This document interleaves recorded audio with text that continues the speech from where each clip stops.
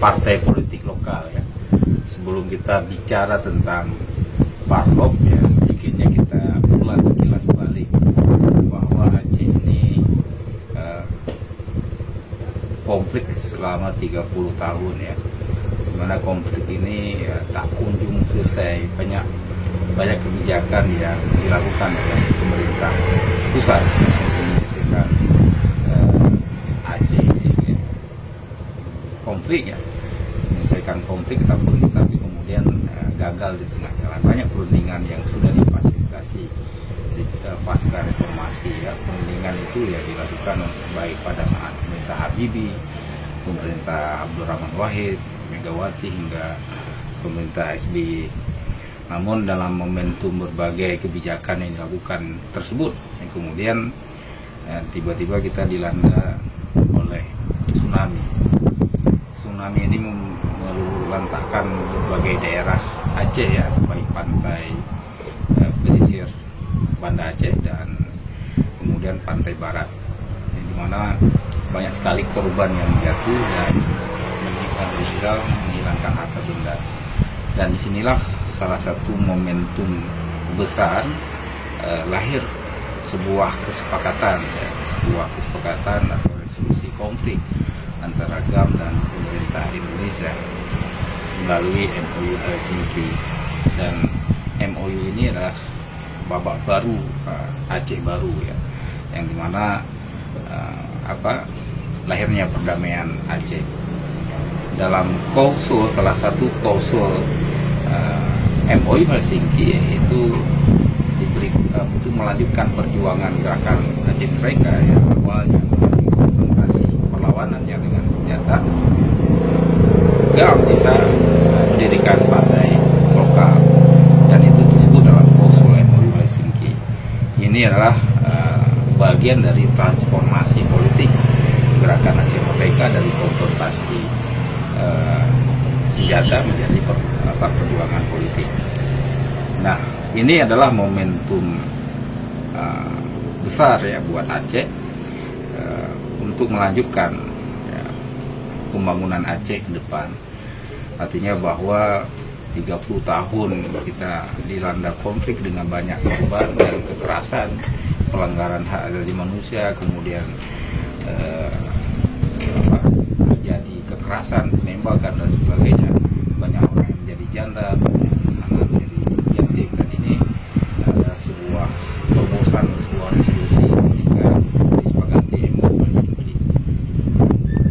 Parlop ini adalah bagian transformasi ya, salah satu transformasi politik GAM ya, dari konfrontasi senjata ke politik. Jadi perjuangannya adalah bergerak dalam bidang politik, sehingga dalam klausul itu GAM bisa mendirikan partai politik. Dan tidak hanya GAM ya, dalam klausul itu juga kelompok-kelompok masyarakat yang lain yang ingin mendirikan partai politik. Ini adalah sebuah buah negosiasi dan sebuah demokrasi ya, demokrasi yang kemudian untuk mencapai sebuah cita-cita apa yang diinginkan baik oleh GAM atau oleh masyarakat Aceh secara keseluruhan.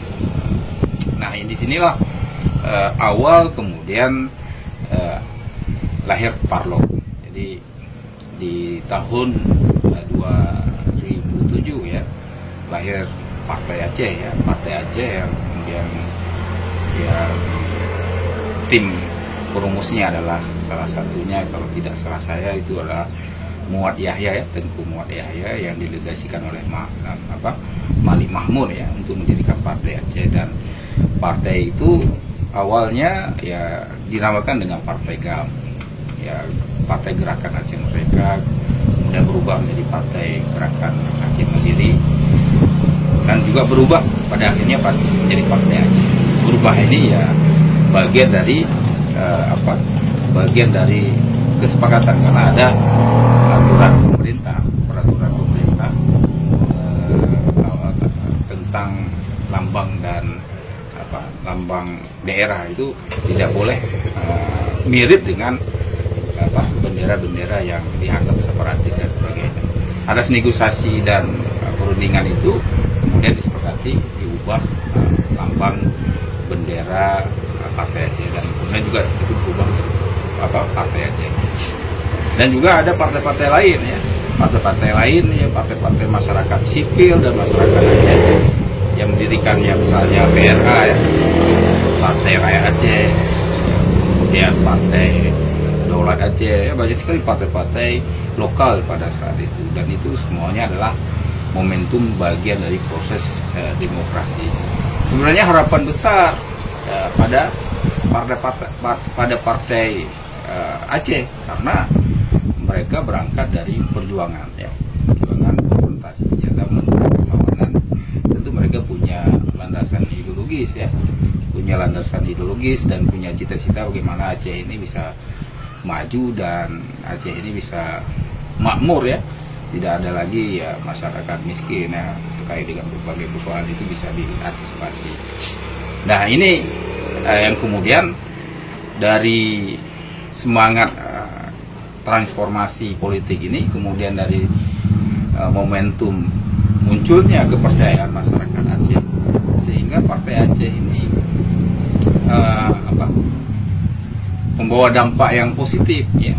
Kita tahu bahwa pada tahun 2009 pada pileg pemilihan legislatif, Partai Aceh berpartisipasi, yang kemudian mereka menjadi salah satu partai pemenang pemilu di Aceh dengan meraup suara begitu besar ya, 25% kalau tidak salah saya ya, mendapatkan kursi yang mayoritas ya, dimana tentu ini adalah bagian dari momentum kepercayaan masyarakat dengan harapan-harapan agar Aceh ke depan itu menjadi lebih baik ya dengan sekarang, apalagi pada saat itu ya Aceh dilanda dengan tsunami dan sebagainya. Nah inilah momentum awal sebenarnya yang kalau momentum awal ini sebenarnya kalau diambil begitu baik, sebenarnya ini akan melegitimasi Partai Aceh menjadi partai pilihan masyarakat Aceh. Namun target-target dan upaya-upaya yang ingin dilakukan oleh Partai Aceh rupanya menjadi hambatan-hambatan. Ya, hambatan-hambatan ini ya bisa dilihat karena pada saat itu ya banyak program yang dicetuskan dan kemudian tidak mampu untuk direalisasikan, termasuk adalah janji-janji politik dari para anggota Partai Aceh yang sudah dulu di PRA ya.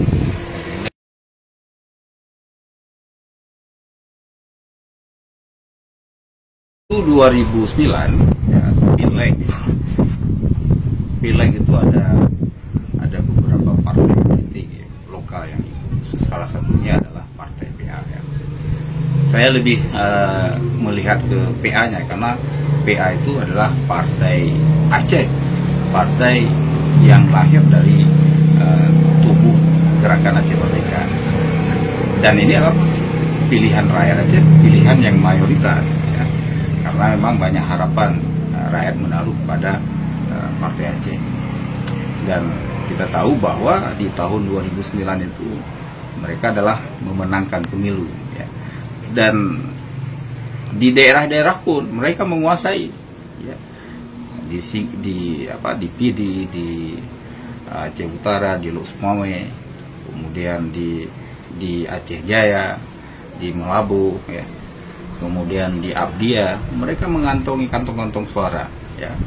Kantong-kantong suara dan menguasai parlemen di provinsi dan juga menguasai parlemen di kabupaten.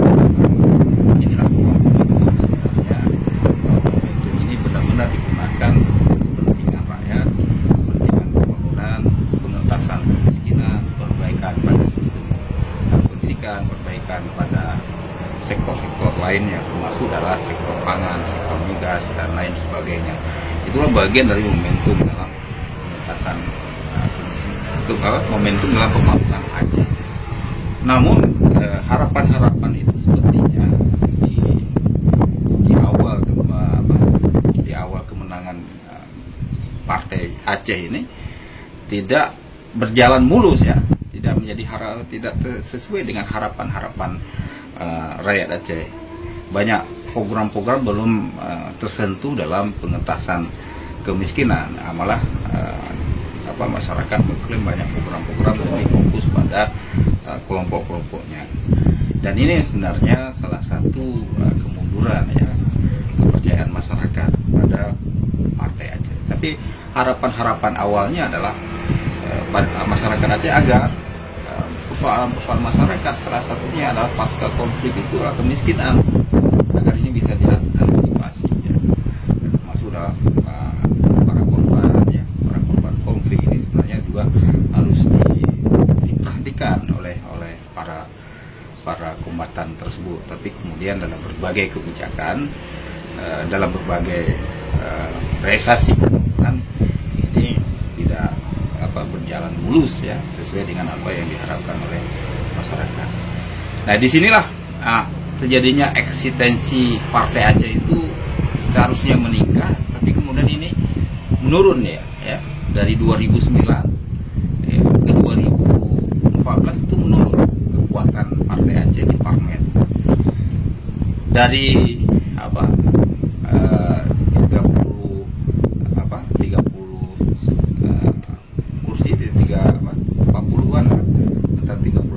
40-an kursi hingga turun dia menjadi 28 kursi.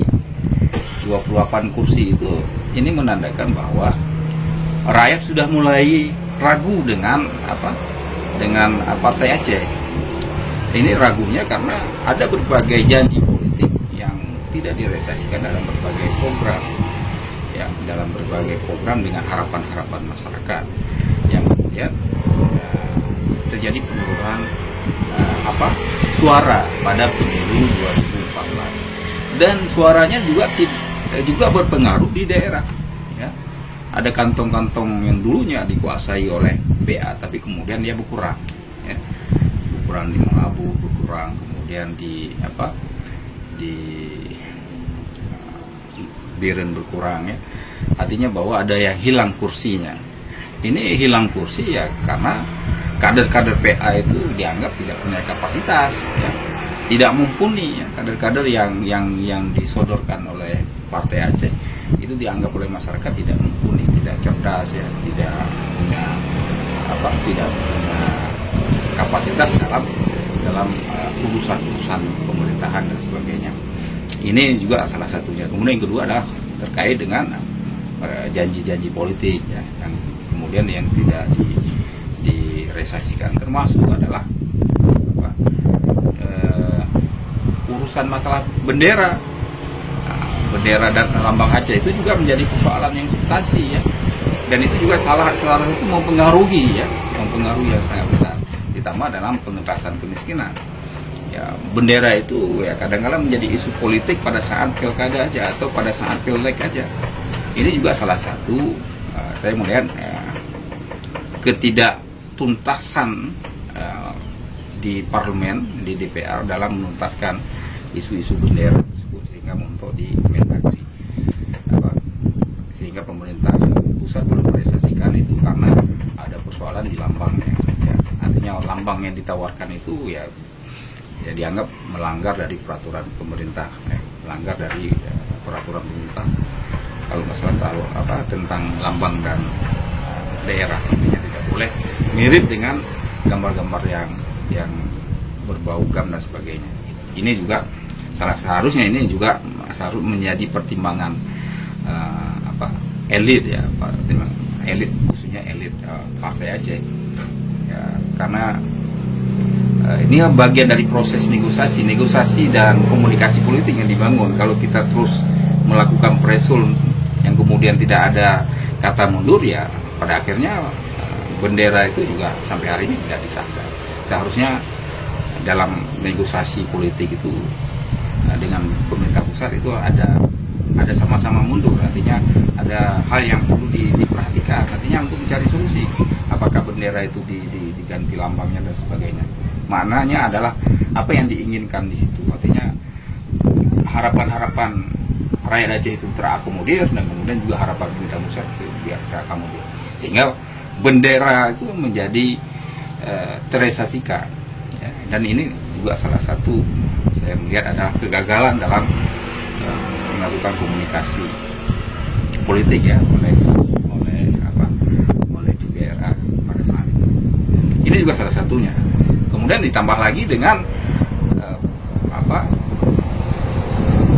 para korban konflik, termasuk para ex-kombatan yang tereliminir dari berbagai program pemerintah. Tereliminir, mereka tidak mendapatkan pekerjaan ya. Sehingga ada pada saat itu ada juga yang kemudian melakukan konfrontasi senjata lagi atau melakukan perlawanan dan sebagainya. Ini juga bagian dari sebagai persoalan yang kemudian persoalan itu tidak mampu dituntaskan. Begitu juga pada saat pemilu di tahun 2019, ini kan juga turun eksistensinya. 2014 itu turun ya, turun menjadi 28 kursi. Kemudian di daerah-daerah juga turun ya, turun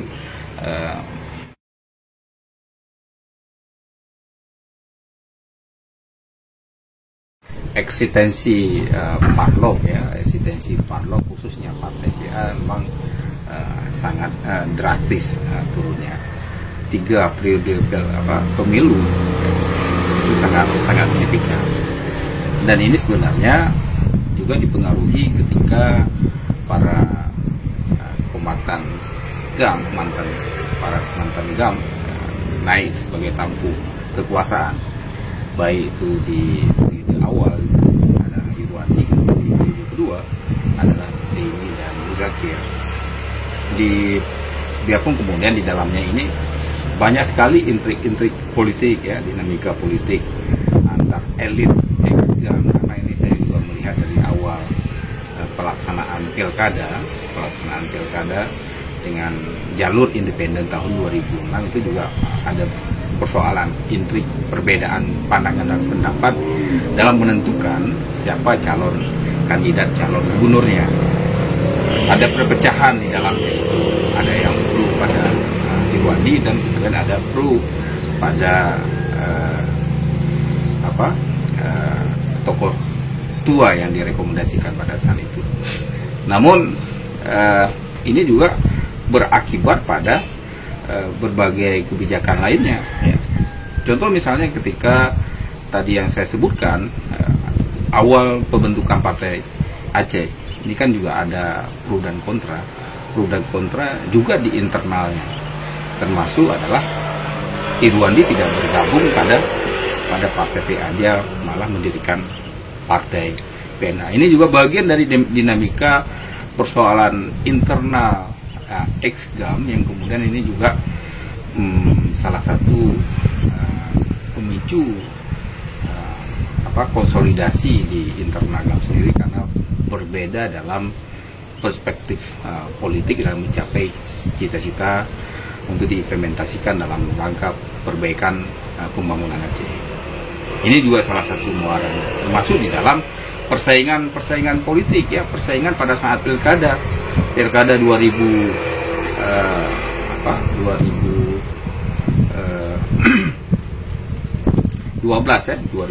sampai 2017 itu naik Zaini dan Zakir, pesaingnya juga Irwandi. Itu juga bagian dari dinamika politik internal, bahwa di kalangan ex-GAM sendiri ada berbagai faksi-faksi yang kemudian faksi itu terkait dengan berbeda pandangan dalam politik.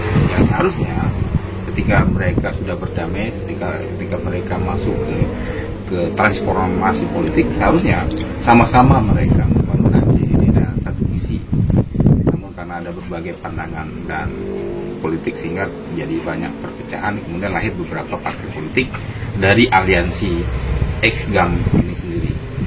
Ini juga salah satu berakibat munculnya mulai ragunya masyarakat ya, dan ini juga bagian dari eksistensi partai lokal.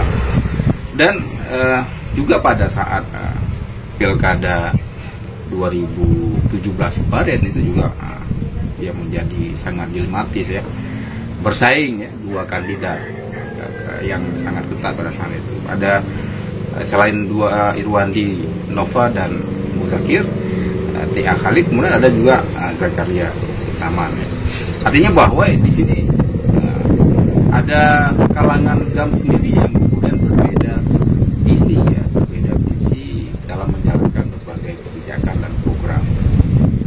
sehingga di internal kami sendiri ini banyak faksi-faksi yang kemudian faksi itu keluar dari PA, ya.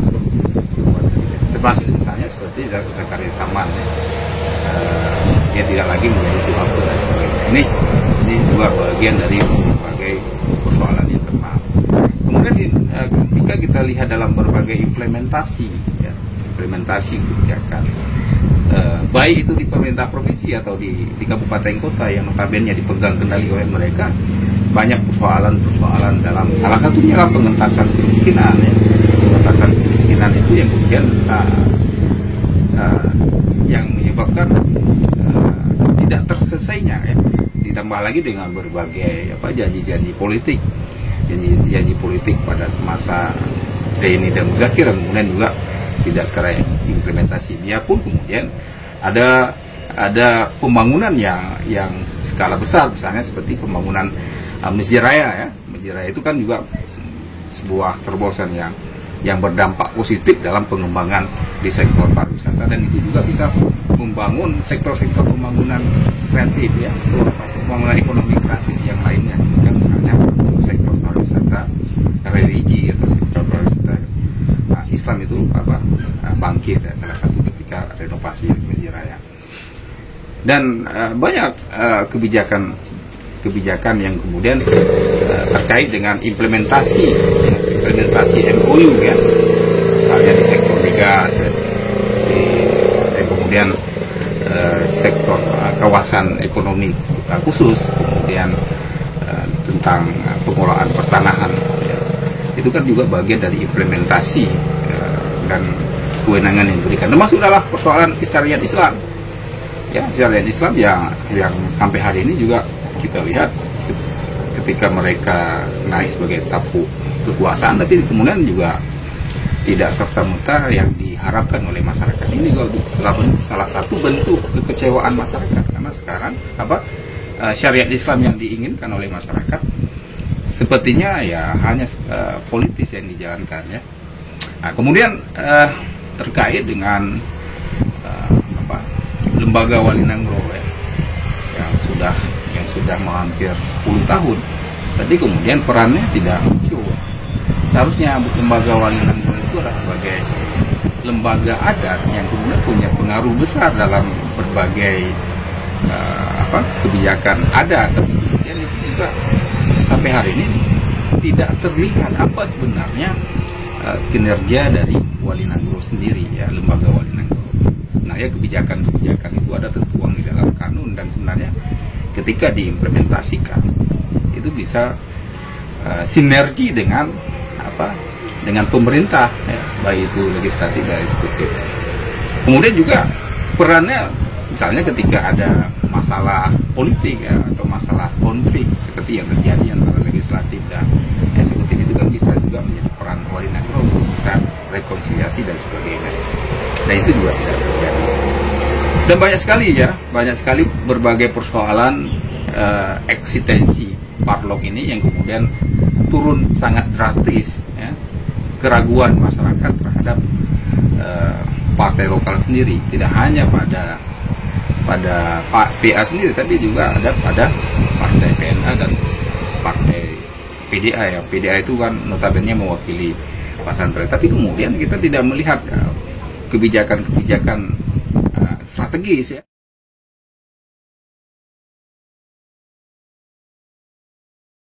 Partai PDA misalnya, dia kan mewakili aliansinya, masanya kan banyak daya, tapi kemudian juga tidak banyak bisa berbuat apa-apa karena kursinya pun juga tidak banyak, ya kan, 1 atau 2 kursi. Tapi kemudian sebenarnya Parlok itu karena tujuannya adalah bagaimana membangun Aceh itu baik, seharusnya mereka bersatu, ya, bersatu.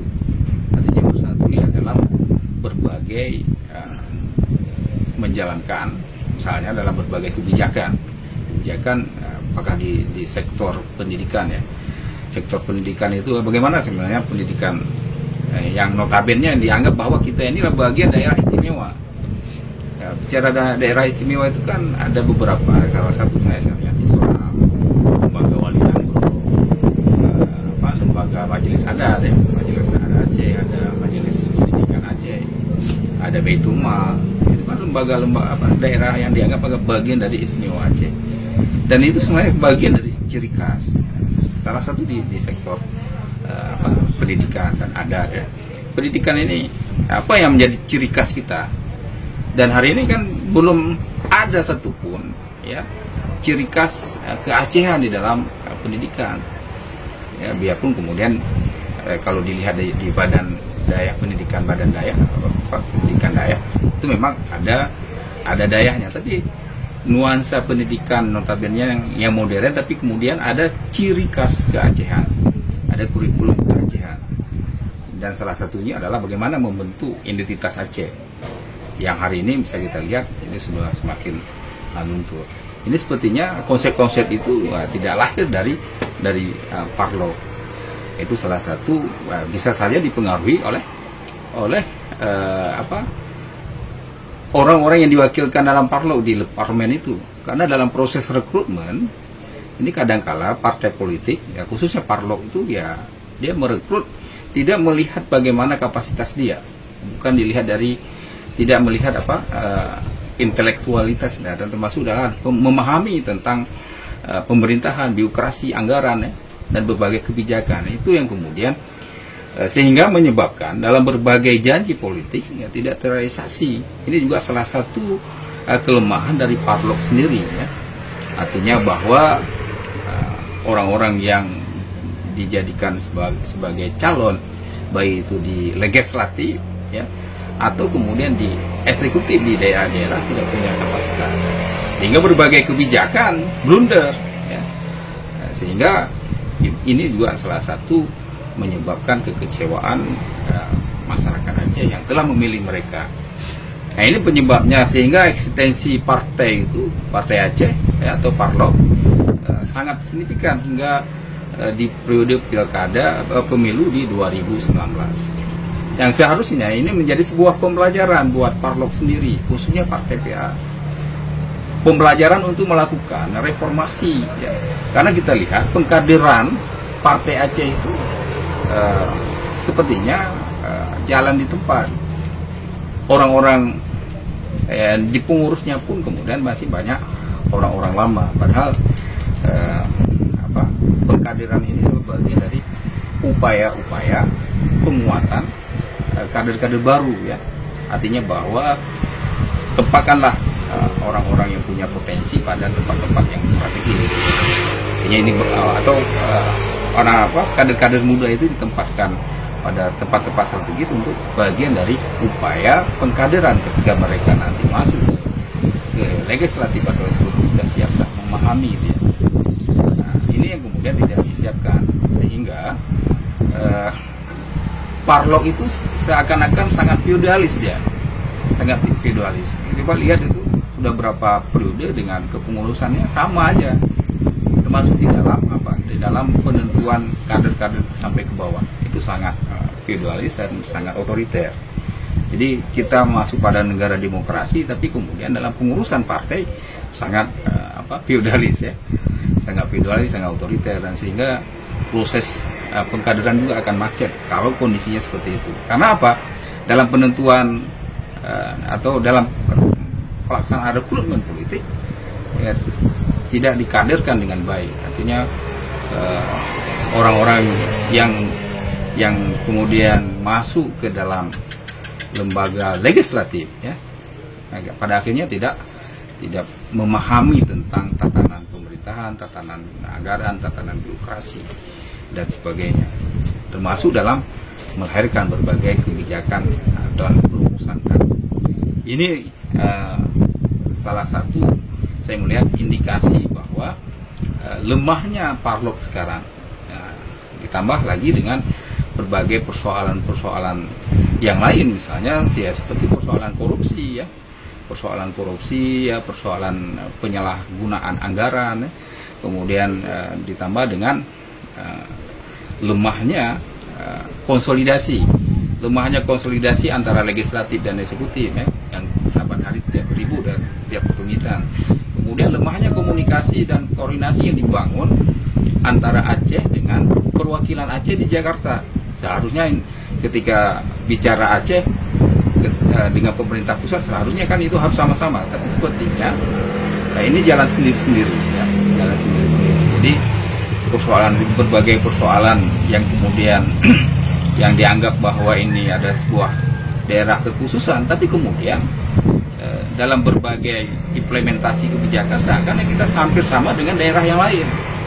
Ini juga berakibat lemahnya dalam membangun koordinasi dengan pemerintah pusat, karena kita di Aceh ini tidak satu visi, tidak satu misi, ya, tidak berkonsolidasi. Konsolidasi itu terjadi apabila ada kepentingan kelompok, bukan konsolidasi atas dasar kepentingan Aceh. Seharusnya ini kan kepentingan Aceh, bagaimana Aceh ke depan, sehingga apa yang menjadi harapan, apa yang menjadi cita-cita, baik itu ada di dalam MOU. MOU itu sebenarnya bukan bahasa-bahasa yang indah, tapi MOU itu adalah untuk diimplementasikan untuk pencapaian cita-cita sesuai dengan yang diinginkan oleh masyarakat Aceh.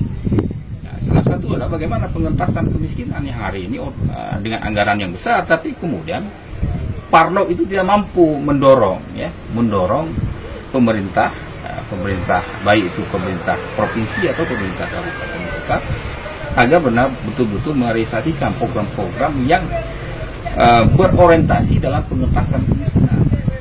Nah, sehingga isu-isu tentang kemiskinan itu kan bisa hilang. Tapi ini juga tidak terjadi.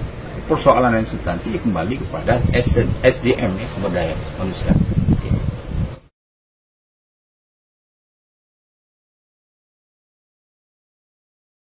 Aceh sekarang krisis toko, ya. Aceh krisis toko kita sekarang. Memang contoh misalnya ada beberapa kebijakan pemerintah pusat, ya. Salah satu misalnya pilkada. Kita seharusnya sudah pilkada di 2022 sesuai dengan undang-undang pemerintahan Aceh. Tapi kemudian kita tidak mampu mendorong ini, ya. Mendorong pelaksanaan pilkada di tahun 2002 berbenturan dengan undang-undang pilkada serentak, ya, tahun 2006. Sebenarnya ini kan kembali kepada perwakilan kita di Senayan ini, ya.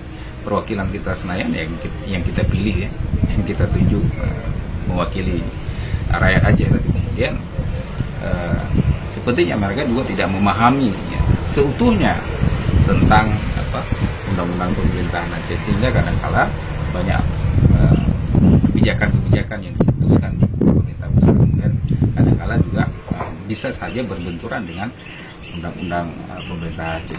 Salah satunya adalah pelaksanaan pilkada di tahun 2022, ya, dan itu tidak terjadi, digeser ke tahun 2020. Walaupun kemudian ada proses negosiasi. Itu sebenarnya yang mampu menentukan orang-orang yang atau tokoh-tokoh politik yang mampu mempengaruhi pemerintah pusat. Artinya ada proses negosiasi dan membangun komunikasi dengan baik. Sebenarnya Aceh semakin krisis ketokohan, ya. Ini juga salah satu sebuah kemunduran. Di awal proses perdamaian kita begitu gencar, ya, genjot, ya, untuk mempresur dalam berbagai kebijakan apa yang dihasilkan dalam MOU Helsinki. Kemudian saban hari ini terus mundur, ya, mengkerucut, ya, tidak lagi seganas dari awal. Artinya apa? Bahwa banyak kebijakan yang sudah diberikan oleh pemerintah pusat, tapi kemudian kita tidak mampu menjalankan itu, ya. Kewenangan-kewenangan telah diberikan kepada kita, kemudian itu tidak mampu diimplementasikan. Ya, salah satu adalah pemberian dana otsus, ya, yang tiap tahun, ya, antara 10 sampai 14 triliun atau 15 triliun. Tapi kemudian tidak mampu kita membawa Aceh ini menjadi daerah yang bersaing dengan daerah-daerah yang lain. Semua sektor kita bermasalah. Sektor investasi misalnya juga bermasalah. Investasi yang 3 periode kepemimpinan, ya, belum ada satupun, ya, yang terrealisasi, investasi yang sudah disepakati. Yang terakhir adalah dengan Uni Emirat Arab, investasi di banyak, dan itu urung jadi karena memang ada persoalan seperti itu. Juga investasi yang dilakukan antara Aceh dengan semen Indonesia misalnya di Laun itu juga urung jadi. Artinya banyak persoalan sebenarnya kita. Ini juga kembali kepada kepemimpinan, kembali kepada kebijakan, kembali kepada kemampuan, Dan terakhir adalah bagaimana ini harus dilakukan dengan baik. Artinya bahwa harus ada tokoh-tokoh yang kemudian dia memang mampu untuk menjalankan berbagai kebijakan. Jadi kita berharap, rakyat Aceh berharap agar tokoh-tokoh itu bisa muncul tidak hanya satu, tapi harus banyak muncul tokoh-tokoh Aceh yang berpikir pada pembangunan Aceh.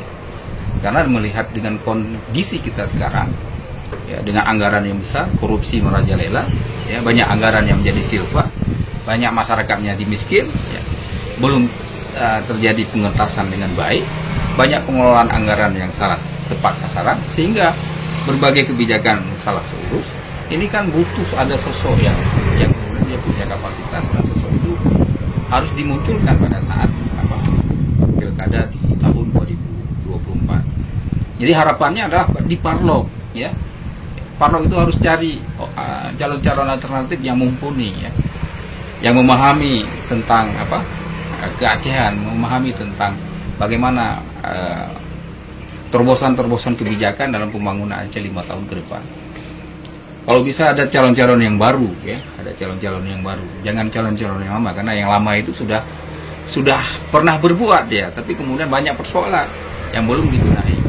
Maka harus ada calon-calon alternatif yang dimunculkan, dan tentu yang punya kapasitas, yang mumpuni dalam berbagai bidang. Artinya bukan cangpana, bukan haba mangat untuk membangun popularitas, tapi memang benar-benar dia mampu. Apakah itu dilihat dari dari akademisi, atau juga dari praktisi, atau dari pengusaha, terserah. Pokoknya ada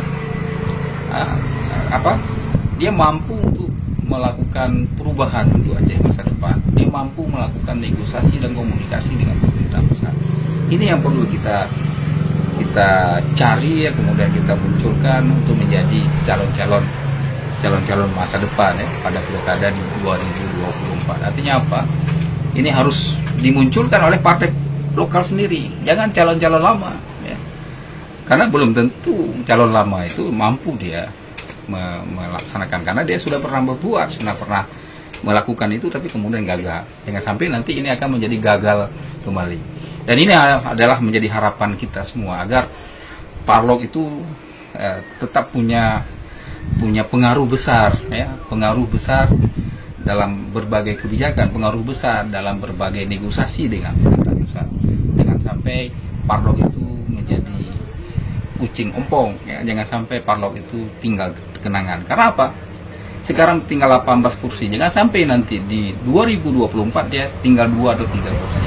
Maka perlu dilakukan terobosan-terobosan yang baik, perlu pengkaderan yang baik, sehingga ideologi yang dulunya begitu kental, yang hari ini sudah mulai luntur, bisa kembali pada ideologi identitas keacehan. Terima kasih.